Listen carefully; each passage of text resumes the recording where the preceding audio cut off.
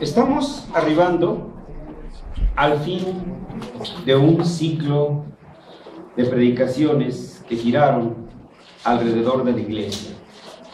Fueron 100 sermones, o mejor dicho, vamos 96, 97. Y estamos a 3 sermones de terminar esta serie. Iniciaremos con una nueva serie, ya se las hemos anunciado, que esperamos también nos lleve más o menos un tiempo similar. Estos 3 últimos sermones tratarán sobre los últimos tiempos de la iglesia, la novia del Cordero, los esponsales entre la iglesia y su esposo, el Cordero de Dios.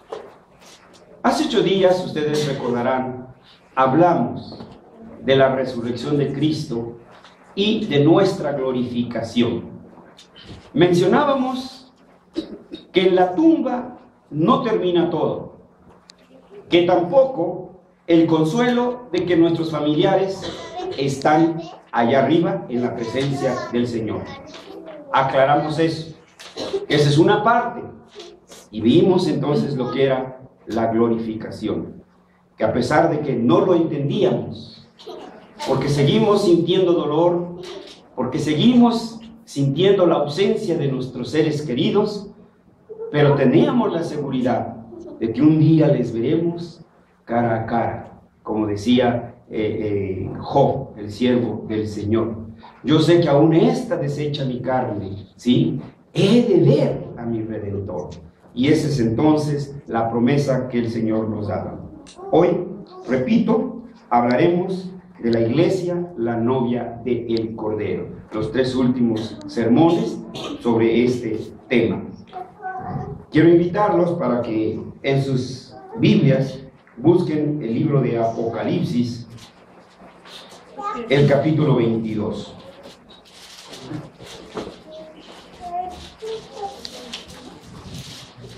Apocalipsis capítulo 22, y vamos a leer el versículo 17.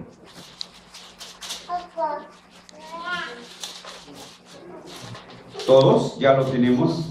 Apocalipsis 22, 17 dice así: y el espíritu y la esposa dicen, ven, y el que oye diga, ven, y el que tiene sed, venga, y el que quiera tome del agua de la vida gratuitamente. Amén. Nuestro Señor, te damos gracias por concedernos una oportunidad más de ser testigos tuyos en medio de la comunidad donde nos has colocado y decir a viva voz, Jehová reina. Te damos gracias porque nos concedes también proclamar tu gloriosa majestad y proclamar tu poderoso evangelio y ver y saludar el rostro de nuestros hermanos. Pero también, Señor, somos bendecidos por la republicación de tu palabra, porque a través de ella, Señor, tú edificas nuestras vidas. Cada día nos das más y más conocimiento de tu palabra. Pero no solo eso, sino que nos exhortas a vivir de acuerdo a tu voluntad, vidas puras y verdaderamente sanas. Pero también, Señor, con la exposición de tu palabra, somos, cierto, edificados y exhortados, pero también consolados. Como aquella mujer, sorprendida en adulterio, cuando nuestro Señor le otorgó el perdón, preguntó, ¿cuántos te han condenado? Ninguno, y yo te condeno. Vete y no peques más. Gracias, Señor, porque esas son las palabras de consuelo que das a nuestras vidas. Que nuestros pecados por ti son perdonados, pero al mismo tiempo que nos ayudarás a crecer en la gracia y cada día ser más santificados. Te pedimos, pues, que esta tu palabra sea y haga sus efectos en nuestras vidas. En Jesús oramos. Amén. El versículo comienza con esta frase. El espíritu y la esposa dicen. La esposa es la iglesia de nuestro Señor Jesucristo. Es su nombre que le da. El espíritu y la iglesia dicen, ven. Esta debe de ser una oración constante de su iglesia.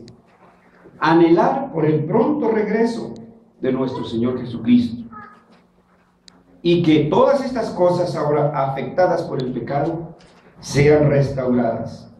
Y entremos entonces a esa nueva era que nuestro Señor nos tiene prometido.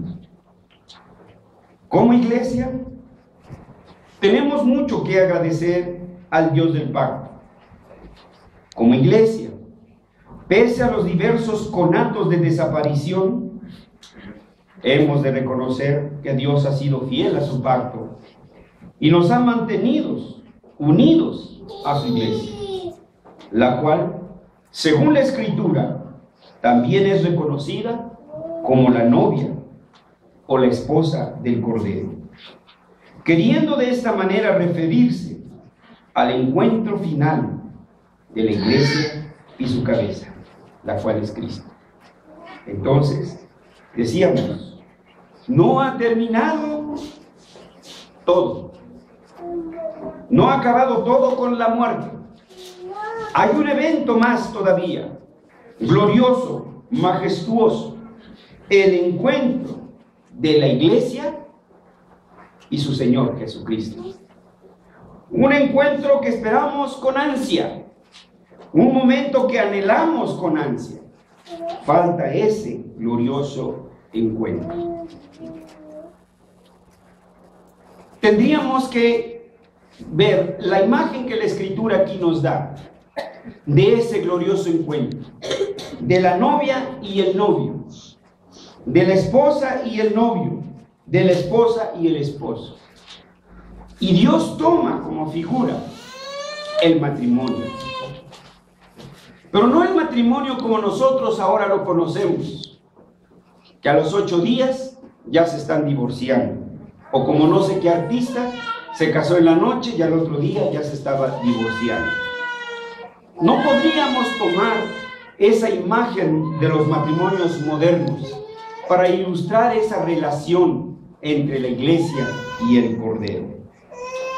Por eso tenemos que ir a la manera como en el pueblo del Señor, tanto en el antiguo como en el nuevo pacto, se veían los matrimonios. Es pues necesario tener en memoria, tener presente cómo eran las costumbres nupciales implicadas en la Escritura. Déjenme se las describo brevemente. Primero, existía el compromiso. Hablar de novia es hablar de compromiso, es hablar de matrimonio. Nada de que para pasar el ratito. Si dices novio, ya tienes que pensar esposo. Si dices novia, ya tienes que pensar esposa. Esa era la imagen. Ya. Este compromiso era considerado mucho más en serio de lo que hoy en día es un noviazgo. Después venían los votos matrimoniales, los cuales eran pronunciados y aceptados por los novios. El novio pronunciaba sus votos, la novia pronunciaba sus votos, y lo hacían delante de la familia, no a las escondiditas. No llegaban y le avisaban, papá, mamá, ya me casé. Lo hacían delante de la comunidad. No decían, no, yo no quiero alboroto, no, que no venga ningún hermano. Aquí nosotros, algo familiar. No, era una fiesta comunitaria. Era una fiesta familiar. Este evento, repito, se hacía en presencia de testigos que incluían a la familia, los padres, los amigos, la comunidad. Y al final de este acto, los novios eran bendecidos por sus respectivos padres. En este espacio, entre los votos matrimoniales y el banquete de bodas, existía un intervalo de preparación. Esta es la imagen que nos quiere dar la Escritura de ese encuentro que habrá entre la iglesia y la novia del Cordero, entre la iglesia y su esposo. Llegado el día de la fiesta, de las bodas, el preludio de esta era una procesión, ¿sí?, en la vía pública. La novia permanecía en su casa, no había adelantitos, La novia permanecía, aún estaba en la casa de sus padres, se preparaba y se adornaba. Sí había aretitos, no había, no sé, ya me voy a meter con las marcas, ¿sí? No había vilés ni esas cosas, pero la novia sí se coloreaba, no sé qué, los afeites, se adornaba. El novio también, no era como si fuera de obrero un día a la fábrica a chambear, era algo especial, se vestía de una manera especial. Él, también aún en la casa de sus padres, fíjense, de sus padres, hoy ya viven en su departamentito aparte, porque así lo hacen los americanos, como si ellos fueran el canon de la conducta cristiana. El joven se ataviaba con su mejor traje para luego salir en compañía de sus amigos. Sus amigos lo apoyaban, no lo llevaban a lo que conocen eso de que despedida de soltero, una aberración, hermanos, ¿sí? De lo que es, no, era una algarabía de amigos, de veras, juntos, una procesión que estaba matizada de una gran algarabía, de cantos y de antorchas luminosas, y todos se acercaban, se encaminaban hacia la casa de la novia. Iba el novio con sus amigos, con gran gozo, e iban hasta llegar a la casa de la novia. En la puerta, porque ya se le hacía tarde a la novia ya estaba esperando al novio. No como la de ahora, llegan retrasadas 2 horas. Ya lo estaba esperando. Ojo, muchachas, para cuando se casen, no hagan esperar al novio. Ya estaba lista, ya estaba preparada. Si es preciso, no se duerman, empiécense a preparar desde la noche. Pero la novia ya estaba en la puerta y ya estaba esperando al novio. Vean la imagen, hermanos. Esto es lo que la Biblia nos está dando. Esto es lo que la iglesia debe de hacer. Ya está esperando ansiosa que llegue nuestro Señor Jesucristo, su novio. No la agarra descuidada, desaliñada, todavía con las greñas paradas. No, ya estaba muy preparada. Y este debe de ser entonces el anhelo de la iglesia. Cuando llegaba el novio y sus amigos a la puerta de la casa de la novia, que repito, ya lo estaba esperando, ella se incorporaba a la procesión. Y ya iban los dos juntos, con todos sus amigos. Ahí caminaban juntos hasta llegar al lugar donde se realizara la fiesta de bodas. No había iglesia. Las bodas no se hacían en iglesia. Cuando nuestro Señor Jesucristo asistió a la boda, ¿a qué templo fue? Por lo menos al Mesías no vino. ¿Ven? Porque era una fiesta familiar. Era en la casa de alguien, de un familiar, y ahí se hacían las bodas. Esta es la imagen de las bodas en ese tiempo. Ahora bien, esta es la imagen que las Escrituras nos dan al hablar de la relación de amor que existe entre Jehová y su pueblo, entre Cristo y su iglesia, como la relación entre esposo con esposa. Es en este sentido que la iglesia está comprometida con Cristo.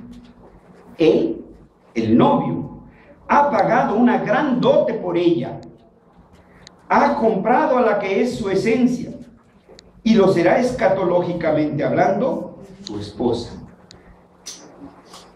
El intervalo de una separación relativa habrá llegado a su fin. Hay un intervalo de aquí a que venga nuestro Señor Jesucristo. Y entonces serán las bodas del Cordero. Este intervalo se refiere a la dispensación entre la ascensión de Cristo y el segundo adviento, o como se le llama también, la parusia de Cristo, que en griego significa venida y se refiere a la segunda venida. Es durante este periodo en el que la novia, la iglesia, debe prepararse para recibir a su prometido. La iglesia es la novia del Cordero, y es entonces que desde esta perspectiva debemos presentar: 1, los esponsales de la iglesia; 2, la purificación de la iglesia; y 3, el enlace de la iglesia. Hoy, por razón del tiempo, solamente se presentará el tema de los esponsales de la iglesia o las bodas del Cordero. En las siguientes semanas hablaremos de los otros 2 puntos que he anunciado ahora. Concentrémonos, pues, en los esponsales de la iglesia. Los esponsales de Cristo y su iglesia tuvieron lugar ya en la quietud de la eternidad. Antes de que fuese el mundo, no solo fue incluido en el eterno consejo de Dios, abarcando todo aquello que habría de ocurrir en el curso de la historia, sino que además fue una realidad sempiterna. Cristo una y otra vez señaló a los miembros de su iglesia como aquellos a quienes el Padre les había dado. Juan 17. En la oración que pronunció en vísperas de su sacrificio y que está allí en el Evangelio de San Juan capítulo 17, él describió a los miembros de su iglesia así: le has dado potestad sobre toda carne, hablaba de Jesús, para que dé vida a todos. Y subrayen, ahí está en Juan 17, todos los que le diste. ¿Ven por qué decía el apóstol? No es del que quiere ni del que corre, sino del que Dios tiene misericordia. Todos los que le diste. Por eso las bodas tienen lugar allá en la eternidad. Desde allá ya estaba dado el compromiso. Sigue diciendo el Señor: he manifestado tu nombre a los hombres del mundo que me diste. Éramos del mundo, estábamos del mundo, pero de ese montón de mundanos, dijo: este te lo doy a ti, este te lo doy a ti, este te lo doy a ti. Tuyos eran, sigue diciendo el Señor. Y otra vez subrayen: me los diste. Y han guardado tu palabra. No ruego por el mundo. La salvación no es universal, sino por los que me diste. Por ustedes. Por los. Ahí está, hermanos. Por los que me diste. Sigue. A los que me has dado, vean, guárdalos en tu nombre. A los que me diste, yo los guardé. ¿Cuántas veces dice mío, mío, mío, mío? Y termina en el versículo 24 con estas sublimes palabras: Padre, aquellos que me has dado, quiero que donde yo estoy, también ellos estén conmigo, para que vean mi gloria. Entonces no puede terminar todo en una gélida tumba. Falta este maravilloso encuentro entre la novia y el cordero, entre la esposa y el esposo. Y este será el final del tiempo cósmico, el final de la historia como ahora la conocemos. Volviendo pues a la analogía de las bodas, Cristo pagó una gran dote por su iglesia, como lo hace el novio por la novia. El pago no consistió ni en oro ni en plata, sino su propia sangre. En la plenitud del tiempo, Cristo vino a este mundo y en la cruz del Calvario dio su vida por su novia, su iglesia. No que San Valentín ni que ojo de hacha. Tan grande fue su amor por ella, que dice Efesios 5:25, ¿alguien lo puede leer? Se entregó a sí mismo por ella. Efesios 5:25. Si alguien lo sabe. Amad a vuestras mujeres, así como Cristo amó a la iglesia y se entregó a sí mismo por ella. Despacito, ¿escucharon, esposos? Escuchemos, esposos. El gran mandamiento que el Señor nos da, dice ahí, Abdiel, ama a tu esposa. Y así a cada uno de nosotros. Maridos, amad a vuestras mujeres. Ahora vean la analogía que da. Así como Cristo amó a la iglesia. Cristo sigue amando a su iglesia. A pesar de que, tristemente, en muchos casos hay muchos lobos rapaces dentro de ella, que medran con el evangelio y que esquilan a las ovejas, trasquilan a las ovejas. Dice, como Cristo amó a la iglesia y se entregó a sí mismo por ella. Esa fue la gran dote que pagó Cristo por la novia. Ah, pero ahí no paró todo.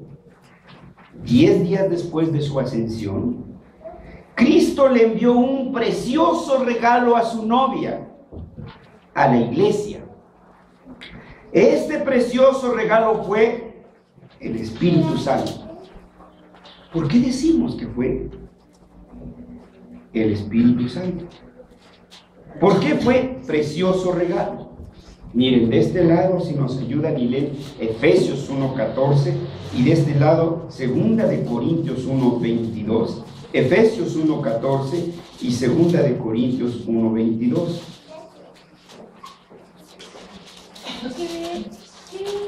¿Qué es la arras de nuestra herencia hasta la redención de la posesión adquirida para alabanza de su gloria? Gracias. Pero ahora veamos la idea, viene un poquito atrás. En él, se refiere a Jesús, también vosotros, habiendo oído la palabra de Dios, el evangelio de vuestra salvación, y habiendo creído en él, ahora fíjense la frase, fuisteis sellados con el Espíritu Santo de la promesa. Sellados con el Espíritu Santo de la promesa, que es las arras de vuestra herencia. ¿Qué es una arra? No me digan las moneditas, no. Eso es lo que ahora entendemos por arras, las moneditas ahí bañadas con quién sabe qué, dicen, son las arras. No. Las arras era cualquier prenda que servía de señal para sellar una promesa. Esas son las arras. Y entonces aquí el apóstol está diciendo que el Espíritu Santo es las arras de la promesa para su esposa. Me voy, pero volveré. Voy a venir por ti, no te voy a dejar sola. Y le envía el Espíritu Santo para que la iglesia siempre se acuerde que su esposo vendrá. Por eso la iglesia y el Espíritu dicen, ven. El Espíritu y la iglesia dicen, ven. Y es su permanente oración de la iglesia y del Espíritu, ven, anhelante que su esposo venga. Y 2 de Corintios 1:22. El cual también nos ha sellado y nos ha dado las arras del Espíritu en nuestros corazones. Nos ha dado las arras del Espíritu. ¿Ven? ¿Sí? Entonces, Cristo le envió un precioso regalo a su novia, la iglesia, y este regalo fue el Espíritu Santo. El Espíritu Santo es la prueba continua, aunque invisible, de la presencia permanente de Cristo en medio de su iglesia. El Espíritu Santo es la prenda de su perfecta fidelidad para con ella y un constante recuerdo de sus muchas y preciosas promesas, en especial la de que un día volverá por su iglesia. Porque los esponsales del Cordero y su novia, la iglesia, son de Dios. Por tanto, nada puede anularlos. Han sido sellados con la sangre y han sido sellados con el Espíritu de Cristo. No pueden ser entonces quebrantados. Concebidos en amor eterno, por necesidad tiene que ser por toda la eternidad. Aquel cuyo nombre es fiel, esto es Cristo, nunca ha abandonado en su iglesia, ni jamás lo hará. En su eterna y grande fidelidad, el novio hace que aún en los periodos más oscuros de la historia de la iglesia, siempre haya un remanente fiel y escogido por su iglesia. Por tanto, esta nunca desaparecerá. Romanos 11:5, ¿alguien nos ayuda? Romanos 11:5.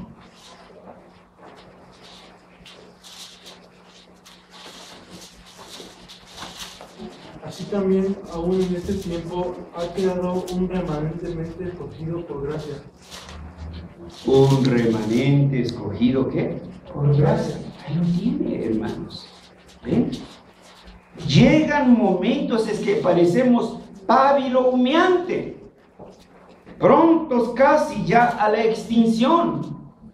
Recuerden, yo les he dicho que alguien un día dijo, el Mesías ya no existe.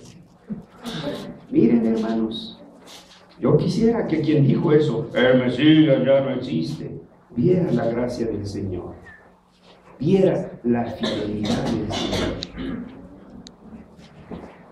Pues aún, cuando muchas personas se separan de la iglesia e incluso llegan a vivir comportamientos promiscuos, tristemente, entre los hijos del pacto, y otras tantas iglesias se convierten en verdaderas sinagogas de Satanás, mercaderías milagreras, pulpiteros que manipulan a la gente. Aún así, Cristo tiene aquel remanente fiel y escogido, el cual sigue siendo y seguirá siendo su verdadera iglesia, la novia del Cordero, y nadie la arrebatará de sus manos. Los esponsales están por venir en la parusia de Cristo. Manada pequeña, no estéis tristes. Por eso, hermanos, la vida no puede terminar en la tumba. Por eso anhelamos la segunda venida de nuestro Señor Jesucristo. Así que, hermanos, concluimos con esto. La iglesia es la novia del Cordero. Para poder tener esa imagen más cercana, hicimos primeramente una descripción de las bodas judías. Después, hablamos de los esponsales de la iglesia y el Cordero.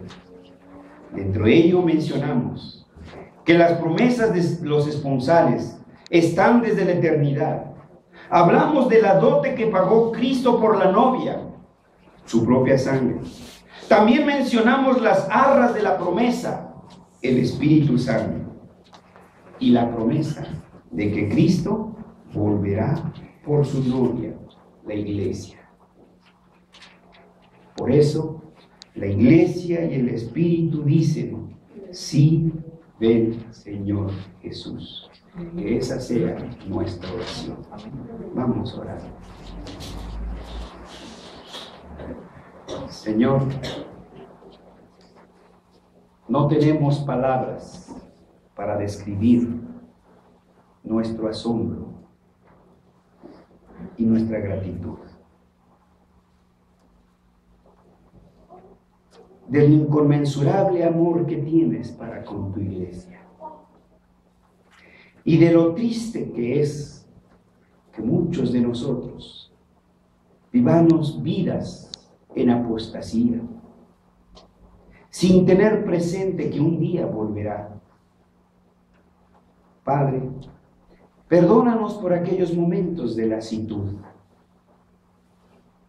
Perdónanos por aquellos momentos que se nos olvida que este no es el fin de la iglesia, que aquí somos peregrinos y que anhelamos, ansiamos nuevos cielos, nueva tierra, y esperamos la venida de nuestro Señor Jesucristo y que se lleven a cabo en su plenitud las bodas del Cordero.